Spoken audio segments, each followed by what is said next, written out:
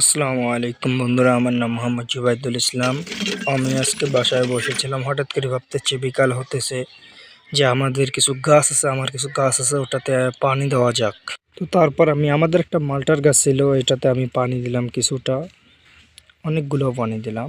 এটা হলো আমাদের দেওয়ার পর সামনে আমাদের এখানে একটা লেবুর গাছ ছিল, যাই হোক এখানেও কিছু একটা পানি দিলাম যাতে গাছটা বড় হয়ে যায়। তারপর আমাদের সামনে আরেকটা ছিল, এখানে সফরির গাছ, সুন্দর এখানে পাতা বের হয়েছে, যাক এটাতে পানি দিলাম কিছু যেন ফলন ভালো আসে। তো এটাতে দেওয়ার পরে দিলাম অনেকগুলো পানি দিলাম।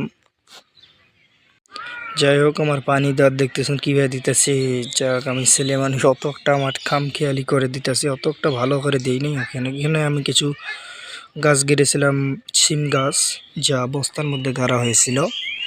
এখানেও কিছু পানি দিলাম যেন আরও ফলন ভালো হয়, এখানে পানি দিলাম। তো তারপরে আমাদের সামনে একটা গাছ ছিল, আমাদের এটা বড় গাছ, এটাতে ফল অবশ্য আম ভালো ধরে, আমের গাছ। এটা এখানে একটা খড়ি দিয়ে রেখেছি, গাছ দিয়ে রেখেছি যাতে এটা ঘরের উপরে না পড়ে।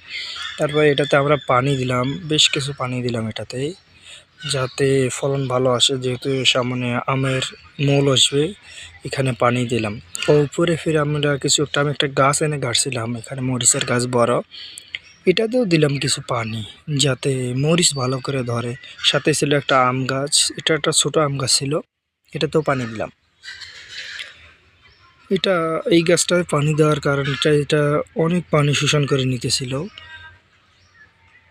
আমাদের বাড়িতে যে কলার গাছ গেড়েছি, এই কলার গাছে অনেক সুন্দর সুন্দর কলা ধরেছে অনেকগুলো।